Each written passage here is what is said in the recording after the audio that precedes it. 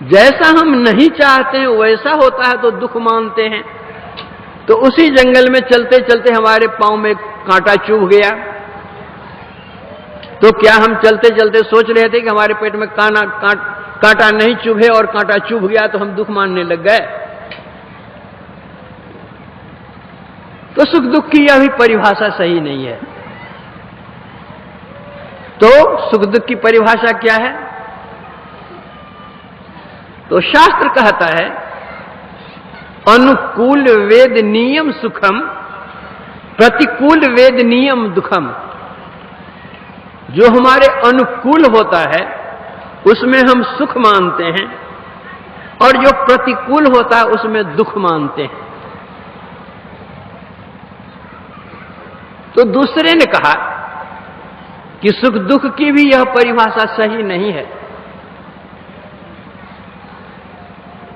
क्योंकि सबके मन सब तरह के हैं। किसी को किसी में अनुकूलता मालूम पड़ती है, किसी को किसी में अनुकूलता मालूम पड़ती है। जैसे हम बाजार जा रहे हैं,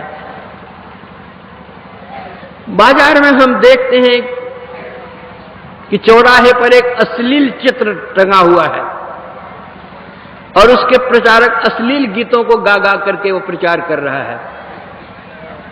उस अश्लील चित्र और अश्लील गीत को सुनकर जो उस तरह के व्यक्ति हैं वे रात रात भर जगते हैं, पैसा खर्च करते हैं, सिनेमा घर जाते हैं उस अश्लील चित्र को देखकर, गाना को सुनकर, उसमें वो सुख मानते हैं। दूसरा व्यक्ति है जब उसी बाजार में जाता है तो वो कहता है क्या जमाना आया है, इतना अश्लील चित्र कहीं चौराहे पर लटकाया जाता है और क्या इस तरह का अश्लील गीत गाया जाता है। हे भगवान, क्या जमाना आया है। उस गीत को सुनकर के, उस चित्र को देखकर वो दुखी होता है। तो सुख और दुख किसको कहेंगे? सुख और दुख की परिभाषा यह होनी चाहिए, जैसे बर्फ का टुकड़ा है, जिस किसी की हथेली पर रख दीजिए आप, शीतलता का वह अनुभव करेगा। चाहे किसी की हथेली पर रख दीजिए, आग का अंगार है, वह किसी की हथेली पर रख दीजिए, हथेली जलेगी, वह उष्णता का अनुभव करेगा। तो जिस तरह से बर्फ है या आग है, वह जिस किसी की हथेली पर दीजिए सबको एक समान मालूम पड़ेगा।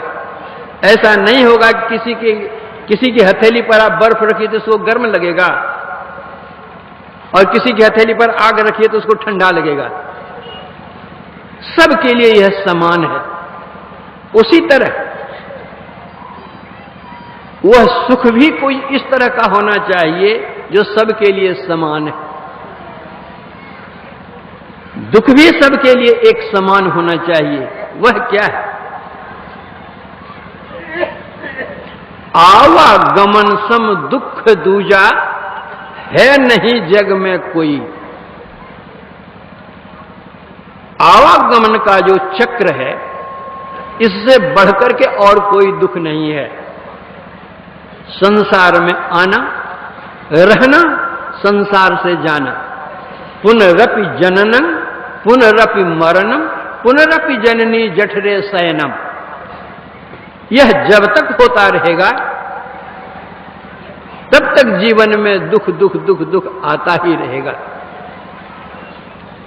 ऐसा यत्न हो कि संसार में आना ही नहीं पड़े,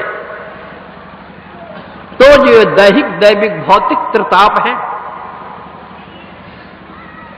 जिस संताप से हम संतापित हैं, वह होगा ही नहीं।